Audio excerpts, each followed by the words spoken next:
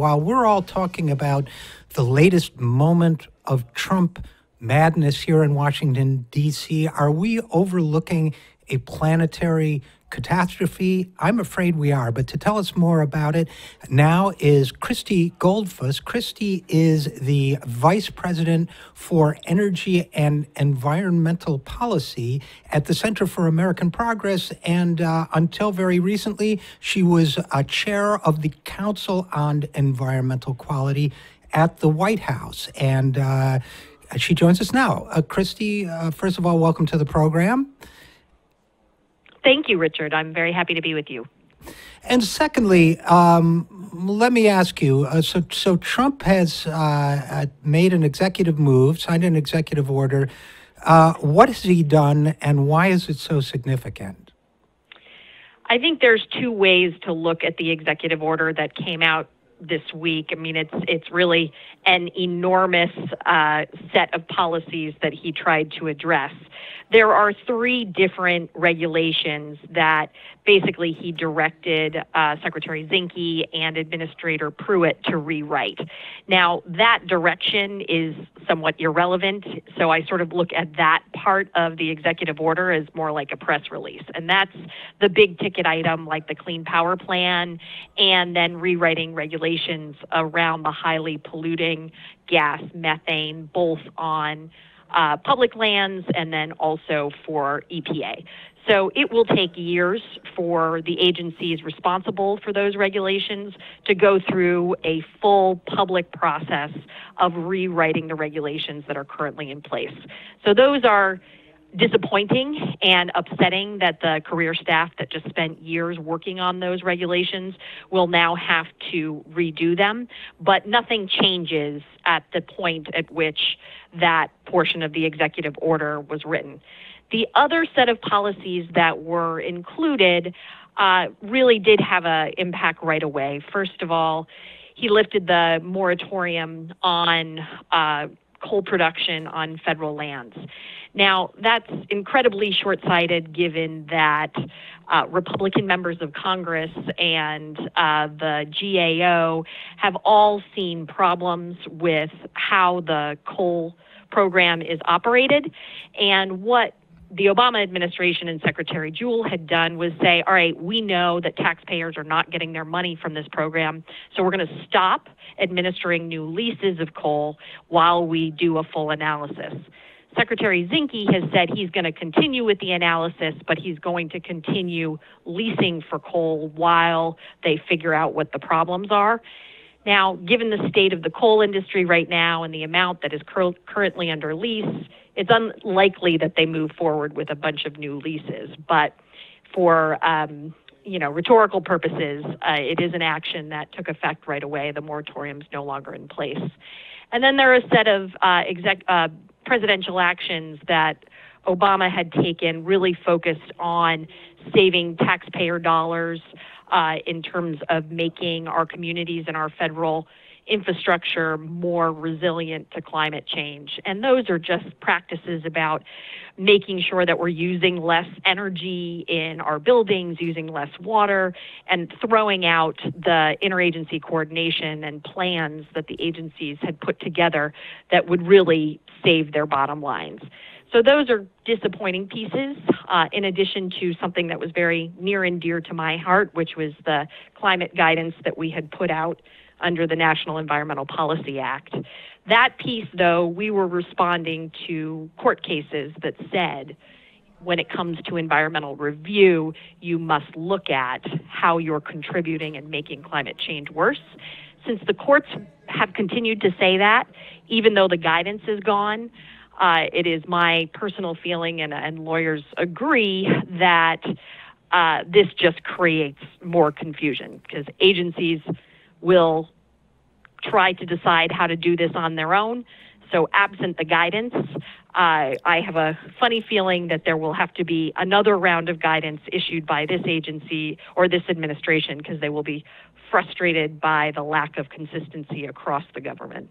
So lots of pieces in this executive order, and really, short-sighted in terms of what it means for our country and the long-time needs given climate change and what we're experiencing right now. Did I overstate the case when I said that I thought we were flirting with planetary catastrophe here? We are flirting with planetary catastrophe. There is no doubt about that. No doubt about that whatsoever. And I think what's so distressing to those of us who were not only in the Obama administration but are acutely aware of this global challenge is for the United States to cede leadership ground and stand still for 4 years is terrifying, given the amount of work we have to do to address this challenge. The general sense I had, you're an expert in this area, and I am not, but the general sense I had leading up to this historical moment, the moment when the presidency was turned over to Donald Trump and the government, all three branches of the Republicans, was that we were doing, if anything, the bare minimum of what the planet needed. And then, of course, that was a huge advance. You guys were accomplishing that against considerable headwinds politically, but that we really didn't have any room to slack off. And here, not only are we losing momentum, it's actually reversing course. The new president and the new Congress seem to be actually determined to go in the other direction.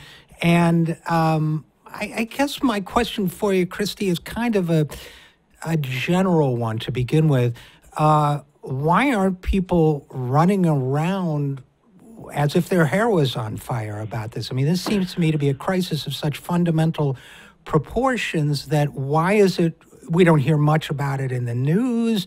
We do, but I occasionally, but I don't get the sense that people are dealing with this as a planetary crisis that's going to affect all the generations to come. Yeah, Richard, this is one of my biggest frustrations and one of the things that I really hope to focus on over the next several years. I mean, there was a set of research that came out from Yale, and the New York Times did a great job condensing it down to some maps. And what that research showed is that across the country, there is now, bipartisan, pretty much full agreement. 70% of the country believe that climate change is happening. They believe that we should be doing all that we can to stop carbon pollution in every district in the United States.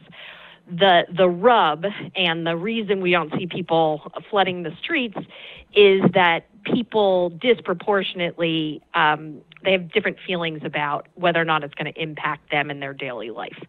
So if you talk to the folks in southern Florida who have the king tides that come in and so they can't reach their homes and they have to adjust their days as a result of sea level rise, they have an acute understanding of it. But many folks across the country don't have that direct relationship with it.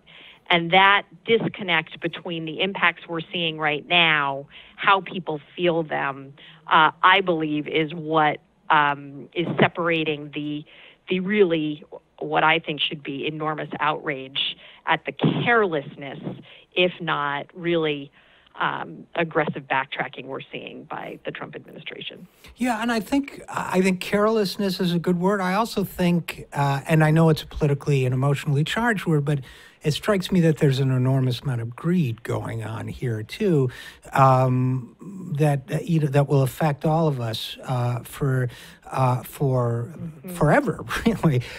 But I would also like to add to that, and again, we're talking with Christy Goldfuss, former chair of the Council on Economic Quality and vice president for Energy and Environmental Policy at the Center for American Progress. The other thing that I struggle with is, I'm a lefty, but I spent many years in the business world, including in areas like risk management, where 15 or 20 years ago, we were acknowledging that we knew that climate change is real. And that if we were going to adequately reserve for future needs and address future costs and prevent future crises, this was not, we didn't look at it out of a sense of progressivism or we love Mother Earth or any of that. This was just hard nuts and bolts. We have a ideology and a new president who says, let's run the country like a business. Well, when we were in that business, we knew this was real and we knew we needed to be doing something about it. So I guess I struggle also with the mindset that says, well, I want to run this country like it's a business, but I'm going to pretend that climate change isn't real. It's not a fair question, I guess, but do you have any insights into that kind of thinking? Well, and where we struggle, it's almost as if there's two White Houses, because you have, on the one hand, Jared Kushner setting up a innovation business sector where he's pulling in what they have considered to be some of the gold standard businesses, Tesla and many others, who have incredible sustainability and efficiency plans in place and are really implementing that because it makes sense for their bottom line. So on the one hand, you have Jared Kushner highlighting what are the really important, you can call it resilience, but it's really just saving money, being more efficient, not polluting unnecessarily on one part of the White House. And then on the other side, you have this kind of ideological, disconnected from reality push to eliminate anything that even referenced climate change. So the risk management that you're talking about is really just making sure that we don't rebuild a bridge in a place that's going to be washed out in the next couple of years, or we secure federal buildings so that they are protected from extreme weather, or we spend less money on energy and less money on water. So that's all saving taxpayer dollars. So why are you highlighting best practices in the private sector and wasting taxpayer dollars in terms of the federal government and how it runs? Yeah, and I guess, I assume that, a big part of your new job, your post-White House job, is organizing in this area. And I guess the third area of challenge that I see, and I would love to get your thoughts on, Christy, is I think people get overwhelmed by the issue of climate change. I think it just seems so enormous. So many people are just trying to make ends meet. It's like, hey, I got to live. I can't. Is there a way to break through that with a combination of concern, but optimism, and yes, we can do something about it, and here's how you can help?